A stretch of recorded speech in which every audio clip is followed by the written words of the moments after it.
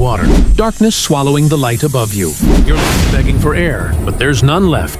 You try to scream, only bubbles escape. This isn't a nightmare. It's what it feels like to drown. You were never afraid of the ocean. You loved how it shimmered under the sun, endless, peaceful, alive. You thought it was your friend. But that day, the ocean had other plans.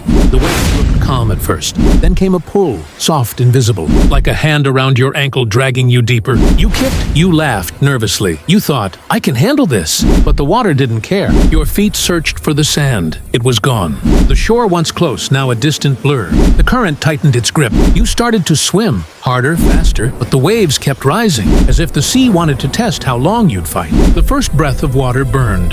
It wasn't like in movies, it was sharp, bitter, alive. Your chest felt like it was on fire, your vision shaking with white sparks. Your arms slowed, every move felt heavier, slower, colder. You looked up, light flickered above, beautiful and cruel, so close, yet unreachable.